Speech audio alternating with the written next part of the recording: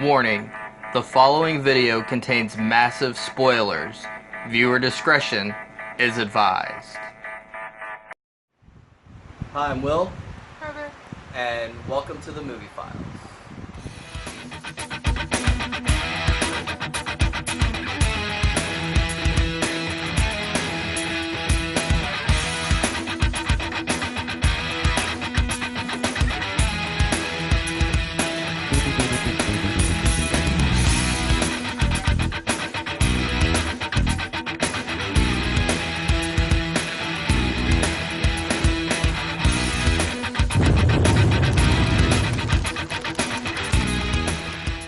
Alright, so we just got done seeing Suicide Squad. Suicide Squad stars Will Smith, Jared Leto, Margot Robbie. It was directed by David Ayer, who has directed some of the greatest cop and crime movies of all time, including End of Watch and Training Day. Basically, it's the story of several DC Comics supervillains that are recruited by the United States government to form a sort of team that is willing to do the things that the regular superheroes just aren't willing to do because they don't have the moral code and the moral fiber that Superman, Batman, and Wonder Woman possess. What did you think? Well, there was things about it that was different than what I remember from like the cartoons, because I don't read any comics if they have a comic of Suicide Squad. Obviously, Harley Quinn wasn't wearing her regular outfit; she looked different. She does wear the traditional outfit slightly for a second in a like kind of flashback. a dream sequence flashback. It's actually, the shot is actually very much based on an Alex Ross painting, and I felt like they brought that painting magnificently to life. But as far as your concern goes, the costume she does wear is based very much on the costume that she wears now. It's not traditional, but it's what was created in the New 52. So it's not what I'm used to seeing in the cartoon, because the cartoon is what I'm used to. So she wasn't wearing what I'm used to in the cartoon. Deadshot obviously didn't look the same as the cartoon that I've seen. He looked white in the cartoon, or maybe dark skinned, but he didn't look black. Amanda Waller, she looked fat in the cartoon, but in this, I've seen that lady before too, but I don't know where. She was also the character Amanda Waller, a different actress. She was also in the Green Lantern movie, if you remember. She was played by Angela Bassett in that movie. Okay. So she was also very thin in that. But yeah, traditionally, Amanda Waller is a fat black lady. Yeah, and she was, her hair was right from the cartoon, but she was too skinny. Harley Quinn was really skinny too in this movie, but she usually looks pretty thin in these movies, in the cartoons. Will Smith, he used bad words and everything, but he still came off as Will Smith, so that was cool. Killer Croc and a couple of the other people, I haven't really seen much of them from the cartoons or anything, so watching them on there didn't really, I don't really know anything about them, so for me it was just like, okay. I figured they were going to blow one of their heads off because they did that in the cartoon for somebody. They did that. Regular viewers of the television series Arrow will know that the Suicide Squad has also made several appearances on Arrow, comprised of some of the same members as in the movie, some different members. And yeah, there is one episode, it might have even been the first Suicide Squad episode they did, where they blew up somebody's head. That's just kind of, it's kind of a given that somebody is going to get their head blown off, just because that sets the, that sets the suspense and the rules that if these bad guys get out of hand, they will get their head blown off. Yeah. So yeah, you don't know who it's going to be, but then you got an idea who it's going to be. And then, Joker, when I was watching it, and he has the face makeup and everything on, I sat there the whole time like, okay, who is this guy? Who is this guy? Because I didn't really, I mean, he looked kind of familiar, but I didn't really recognize him throughout the movie. And then there was a flashback type of thing, not exactly a flashback, but whatever, of what Harley Quinn is seeing, and then you see him look normal, and it even says normal when it does I noticed it. that. I did notice that. Yeah, and then I'm like, oh, I've seen that guy before. And then before we started doing that, so I was asking him, where have I seen this guy?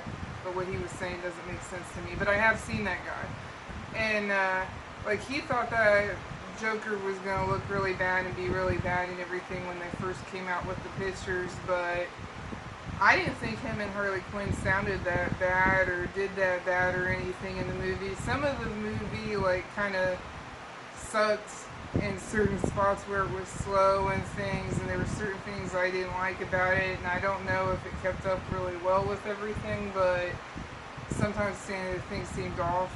And they did a lot of flashbacks for people.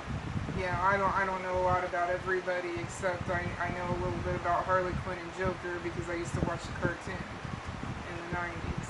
So that's the only reason I know about those two, other than what you tell me. Well, the Joker is easily... the Joker and Harley Quinn both are easily the best things about the movie. Jared Leto, his Joker is fantastic. It's completely different than Jack Nicholson and Heath Ledger, but it's equally good. And that was one thing that, when they made The Dark Knight, a lot of people were upset that they were even using the Joker because Jack Nicholson did such a great job. And Heath Ledger's Joker was just completely different than what Jack Nicholson did. And here again, what Jared Leto does is completely different again. The Joker in this movie is very much, he feels like, obviously he's a psychopath, okay? That's part of the Joker, that's never going to change. But he feels more like a gangster in this movie. He feels like a Miami gangster. He's, this is the first time we really get a sense that the Joker is a criminal. He's not just a madman. He's not just somebody that is, like in The Dark Knight, just out to watch the world burn. He has specific goals.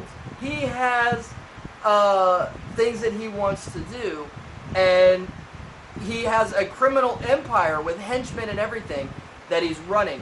In a lot of ways, he's a lot like an updated version of the Jack Nicholson Joker, who again was a mobster, worked for the organized crime ring, then became the Joker and took over the organized crime ring. The only difference is that Jack Nicholson's Joker was very much based on a 1940s gangster, and this Joker is very much a modern day gangster.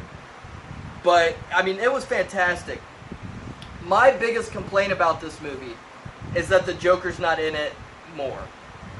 I don't feel that Enchantress was the right choice as a villain for this movie. She doesn't fit. Everything about her is, she's scary, and that's great. And there are some moments where she's just really creepy. The actress that plays Enchantress did a wonderful job, but she just doesn't fit in this movie. She would have been much more of a better fit in a Constantine or a Justice League Dark kind of a movie. But she doesn't fit here. And unfortunately, that detracts from the enjoyability of the movie just a little bit for me. She does have these, this army of like these expendable creatures, which very much remind you of the Chitauri from the first Avengers movie, in that they don't have any weight to them. There's no real consequence. They're only there so that the heroes can plow through them and do stuff that looks cool. You know, Margot Robbie's Harley Quinn was fantastic. I loved everything about her. I really felt that the Joker should have been the main villain in this piece, and then that would have added a very interesting dynamic to the film, because Harley Quinn would have been torn between her loyalty to the Joker and her not wanting to get her head blown off. And it would have been very interesting to see how that would have worked, and to see her at the end, you know, ultimately she would have ended up betraying the Joker and then immediately regretting it. That would have been amazing. That would have been awesome. That is the movie that I wanted to see. The relationship between Joker and Harley Quinn wasn't as toxic as it is in the comic books and in some of the other mediums that their stories have been told. And that's unfortunate. You don't really get the sense of the Joker's manipulation, his really abusiveness. And not only that, but you also don't get the sense of that she's expendable to him. She is expendable to him. He will turn on Harley Quinn in a heartbeat, and you never get to see that. However, had they made him the main villain and she betrayed him ultimately, as they're arresting him at the end and he's shouting, "I'll kill you," blah, blah, blah, whatever. Things that he's done these things in the comics. She's turned on him in the comics and in the cartoons as well. And, and he's gone off on her. He's turned on her in a heartbeat. But they always find their way back to each other. And, I mean, that's psychologically and as a character study would have been very interesting to do in the movie. And I feel like they missed an opportunity by not bringing that to it. Well, they did have her have to choose in the one scene, and she did choose what she wanted to do. And Amanda could have done what she wanted to do, and Will Smith could have done what Amanda told her to do, but he didn't. Right. And I also was wondering, because you couldn't tell. Well, and Amanda Waller did try to blow her up, but for some reason her explosive had been deactivated. Probably by the Joker, but they don't really explain that. Yeah, well, the one guy does hit the thing on the thing, and she does have the thing around her neck that says "pretty" or something. So yeah, she was given a choice on that scene. The other thing that I was sitting here wondering through the movie is the guard that she was talking to that was like, "Oh, you're so hot," blah blah blah. And then he's like, "Am I in trouble with the Joker? Okay, was she messing around with him, or is he's just afraid he's gonna get in trouble because he was mean to her or something?" Well, he was mean to her. That's all I got from it was, that he was afraid that the Joker was gonna fuck him up for being mean to his girl or whatever. Yeah, well, I know that he seemed to be attracted to her. Yeah, but he also was like, that's a whole lot of pretty and a whole lot of crazy. Like, I don't think he really he recognized that she's attractive on the outside, but the way that guard came off, I don't think he would have really had anything to do with her, because I think she kind of disgusted him. Yeah, I don't know. And then the other thing I was wondering is in the cartoon, her and Deadshot slept together in the one cartoon. Batman Assault on Arkham. And so I was wondering if they had something going on or not. They seemed close, but then that could have just been that they get along. I didn't know. So what would you rate it out of 4? Well, there was slow parts. Probably like a 3. Well, I'd have to go with a 2.5. Because it really, the storyline is a mess. The villain doesn't belong in this movie. She belongs in a different kind of a movie, but not this one.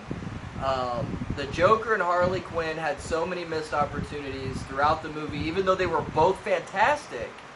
There was so much missed there that it brings the enjoyment down. Will Smith was fantastic. I mean, the way the Suicide Squad interacts with each other, it was all great. There's a lot of this movie to love. There's a lot of this movie to enjoy. But then there's a lot of it to be like, I wish they'd have done something different. I wish they'd have gone a different direction with it. But those are our thoughts. Let us know what yours are in the comments section below. Thanks for watching, and have a nice day. Hi, everyone. If you enjoyed this video, be sure to like, share, subscribe. Follow me on Facebook and Twitter. And make sure you head on over to TheBlaze and check out my weekly column where I do movie reviews and general Hollywood industry commentary. You can find the links for all those things in the description below. Thanks for watching, and have a nice day.